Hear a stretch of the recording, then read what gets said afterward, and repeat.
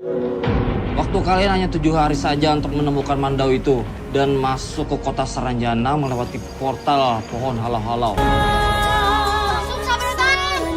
Kasih. Tahanan hawas di hari muda. Apakah kalian pernah mendengar tentang kota Saranjana? Saranjana dikenal sebagai kota gaib dari Pulau Kalimantan. Kisah tentang Saranjana pun sudah melegenda bagi masyarakat Kalimantan atau Borneo seluruh. Kota Saranjana pernah tercatat di peta kuno Indonesia. Hal itu membuat keberadaan maupun kebenaran eksistensinya menjadi semakin misterius. Namun, kini entah mengapa keberadaannya tidak tercatat lagi dalam peta Indonesia versi terbaru. Bagi masyarakat Kalimantan, Saranjana disebut sebagai kota yang tak kasat mata dan tak bisa dilihat oleh orang awam kecuali dengan mata batin. Bahkan peradabannya disebut sangat maju dengan jajaran gedung menjulang tinggi, bak kota impian. Karena hangat diperbincangkan, kota Saranjana pun diangkat menjadi sebuah film horor layar lebar pada tahun 2023 ini. Saranjana, Kota Gaib. Film ini rilis pada tanggal 26 Oktober 2023. Film berdurasi 1 jam 38 menit ini disutradarai oleh Johan Syah Jumberan dan juga Ridho Evander. Diproduseri oleh Victor G. Pramusinto dan film ini hasil produksi rumah perusahaan dari Hati Films. Diperankan oleh beberapa aktor Indonesia, di antaranya Adinda Azani, Betari Ayu, Ajeng Fauziah, Ananda Giorgi, M. Adiat, dan lain sebagainya. Lantas, bagaimanakah kisah dari film Saranjana Kota Gaib? Apakah kota itu benar-benar ada? Dan apabila benar, ada apakah di kota gaib itu? Penjelasan selanjutnya akan mengandung spoiler. Jika kamu tidak mau terkena spoiler, silahkan keluar dari video ini ya. Langsung aja kita masuk ke ceritanya. Hayu, luncur! Film ini mengisahkan sebuah grup band terkenal dari ibu kota Jakarta. Terdiri dari 4 orang, yaitu Sita sang vokalis, serta rekan-rekannya Faye, Randy, dan juga Dion. Diceritakan mereka akan mengadakan event konser di tempat yang cukup jauh, yaitu Pulau Kalimantan. Tepatnya di Kota Baru, Kalimantan Selatan. Mereka berempat pun menuju Pulau Kalimantan dengan didampingi oleh manajer mereka, yaitu Mbak Fitri.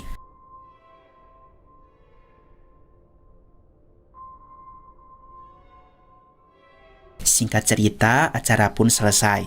Mereka sukses memberikan penampilan yang terbaik. Tadi perform kalian tuh bagus banget loh. Udah lama banget ngeliat kalian kayak gitu. Di suatu malam, ketika mereka menginap di sebuah hotel, Sita yang sedang mandi mendengar suara ketukan pintu.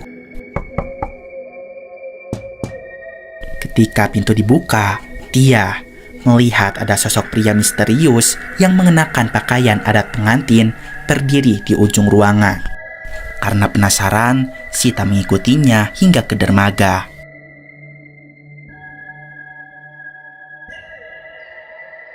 Kemudian di sana, Sita mendadak pingsan.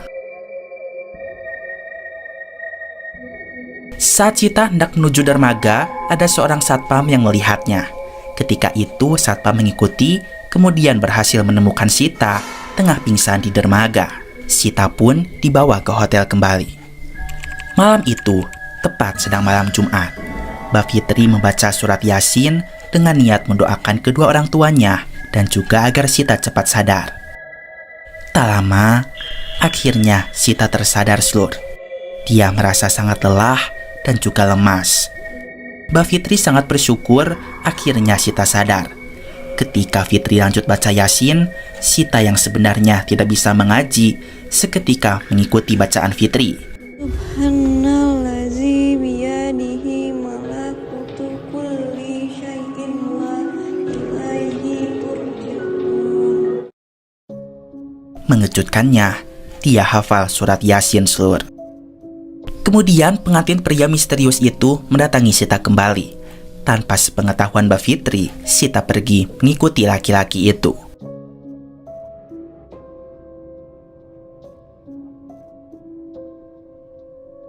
Ketika Mbak Fitri sadar Sita menghilang lagi, dia segera memberitahukan Faye, Randy, dan juga Dion. Lah mbak, kalau gini. Ren, Sita hilang, Ren. Man, Sita hilang gimana sih? Mereka pun merasa pasti Sita pergi ke dermaga lagi. Dan ternyata benar saja, Sita ada di sana. Bahkan dia sudah naik perahu dan entah akan pergi kemana. Sita yang tak sadarkan diri pun mendayung perahunya dan mengarungi laut di tengah gelapnya malam. Karena jarak yang cukup jauh, mereka semua pun tidak dapat mencegahnya.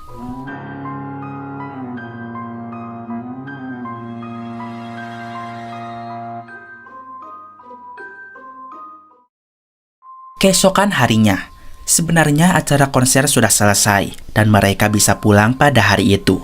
Mereka pun memilih untuk mencari Sita bersama-sama. Kemudian, datanglah panitia acara konser, seorang laki-laki bernama Anwar. Dia ingin mengucapkan permintaan maaf karena semua tim sudah mencari Sita, namun tak kunjung ditemukan. Anwar pun berkata, apabila kejadian ini ada kaitannya dengan hal gaib. Yang terjadi kepada Sita itu kejadian gaib. Maksudnya gaib gimana?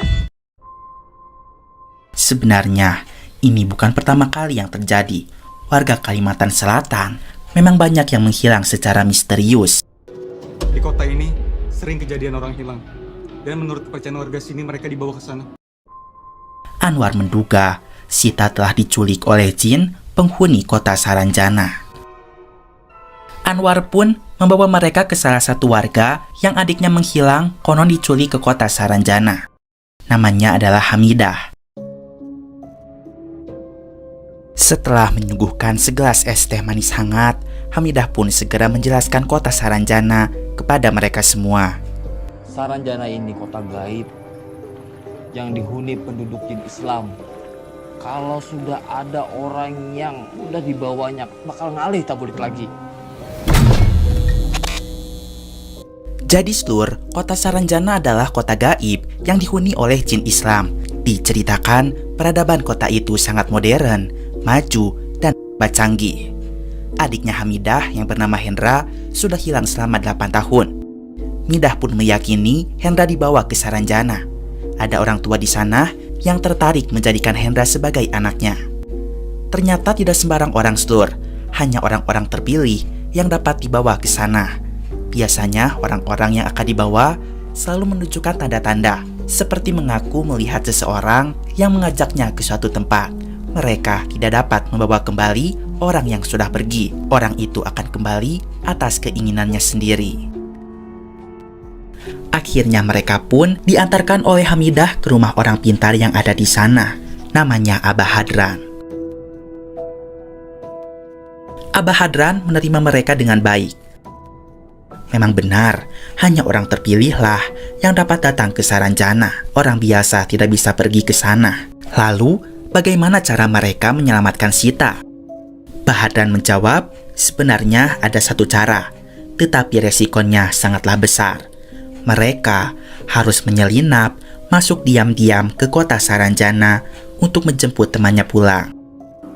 Ikam masuk ke dalam kotanya, batu bawa bulik kawan ikam. Jadi maksud Pian, kami harus masuk kota Saranjana. Lalu, bagaimana cara masuk ke kota Saranjana? Caranya adalah dengan menggunakan sebuah mandau sakti untuk melewati portal yang ada di puncak sebuah gunung. Portal menuju kota Saranjana ada di puncak sebuah gunung di Kalimantan Selur. Di sana akan ada sebuah pohon yang bernama halau-halau. Pohon itu memiliki ciri terdapat lubang di tengahnya. Lubang itulah portal menuju kota Saranjana. Tetapi mereka tidak dapat memasuki portal itu apabila tidak membawa mandau sakti. Sementara itu, mandau merupakan senjata tajam sejenis parang yang berasal dari kebudayaan Dayak. Dan di film Saranjana, mandau sakti adalah sebuah kunci untuk membuka pintu gerbang Saranjana. Mandau itu hanya ada satu, disimpan oleh orang paling sakti, yaitu Atoh Ampong.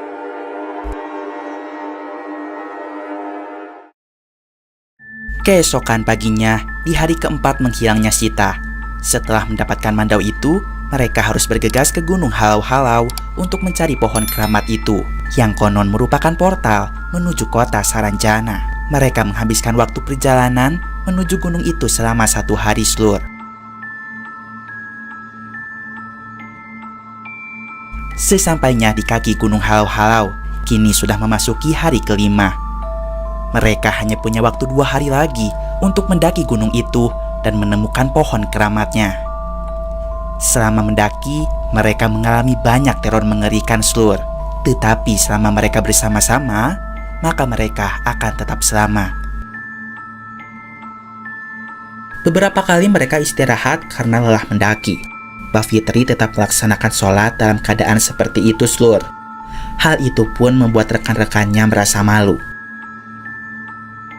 Tetapi, dengan sholat Fitri mendapatkan perlindungan. Dia tetap dijaga dari segala mara bahaya yang ada di dalam hutan. Ketika itu, ada sekumpulan penari misterius mengganggu mereka. Tampak para penari itu melakukan tarian topeng Banjar. Siapa saja yang mendekati para penari, maka mereka akan ikut menari dan tidak akan pernah berhenti kecuali sampai mereka mati. Saat itu hanya Mbak Fitri yang tidak terpengaruhi. Mbak Fitri pun mengeluarkan mandau saktinya, membuat para penari gaib menghilang dalam sekejap, dan teman-temannya pun berhasil sadar kembali. Namun saat itu, Nahas Dion tak dapat terselamatkan dan terbawa ke alam lain. Sementara di hari ke-6, Hamidah diam-diam mencuri mandau dari genggaman Fitri yang sedang tidur. Karena ternyata, sesuai perintah Mbah Hadran, mandau itu dapat mengembalikan Hendra, adiknya Hamidah yang telah menghilang 8 tahun yang lalu. Mbah Hadran menyuruh Hamidah agar membawa mandau itu kepadanya. Namun ketika itu, Midah diteror oleh hantu bayi, hingga akhirnya ia meninggal diserang secara brutal. Sekarang cerita sudah memasuki hari ke-7. Mereka yang tersisa masih berusaha mendaki mencari pohon keramat itu. Ini adalah hari terakhir bagi mereka berusaha menyelamatkan Sita. Setelah lama mendaki, dari pagi hingga maghrib, akhirnya mereka menemukan pohon itu. Namun ketika akan masuk, mereka dihadang oleh banyak pocong yang ingin merebut mandau sakti itu. Dalam kejadian itu, Nahas Anwar harus tewas karena serangan pocong. Namun pocong-pocong itu hilang ketika sekali lagi Fitri membuka mandau saktinya. Sekarang hanya tersisa 3 orang. Mereka bertiga segera masuk ke dalam pohon halau-halau. Dan akhirnya mereka sampai di kota Saranjana.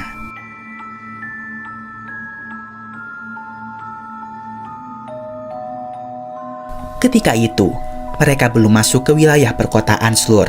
Mereka masih ada di wilayah pinggiran, jadi terlihat belum terlalu modern. Tetapi, ketika itu mereka terpantau oleh CCTV sebagai warga asing, sehingga mereka dikejar oleh aparat keamanan.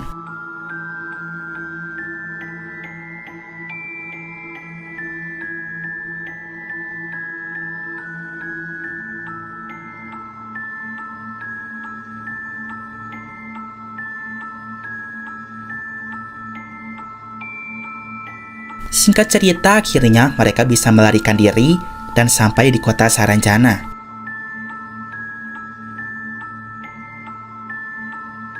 Mereka pun akhirnya bertemu dengan Sita.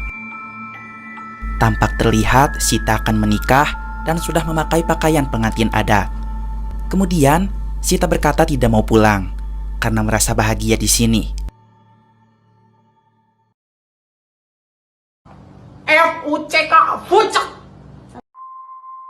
Dia merasa tidak dianggap di dunia nyata. Sementara di sini, semua orang begitu perhatian kepadanya. Dia tetap ingin ada di sini, membuat dunianya yang baru. Tentu hal itu membuat Mbak Fitri dan yang lain merasa sakit hati. Mereka sudah mati-matian menyusul Sita ke kota gaib. Tetapi balasannya sangat menyakitkan. Sita pun berkata jika ia tidak pernah meminta untuk diselamatkan. Akhirnya mereka pun pulang kembali dan mendapatkan hikmahnya saja.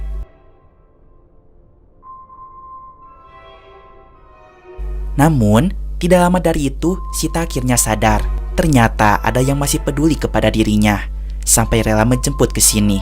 Akhirnya Sita menyusul mereka ke portal, kemudian bersama-sama kembali ke alam dunia. Mereka pun muncul dari bawah dasar laut. Akhirnya mereka dapat keluar dan selamat dari kota Saranjana.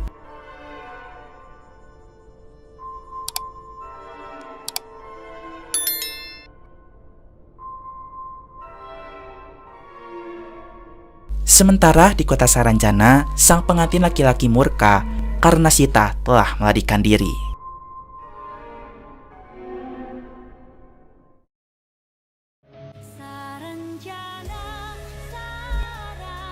Film ini di luar ekspektasi Mamang.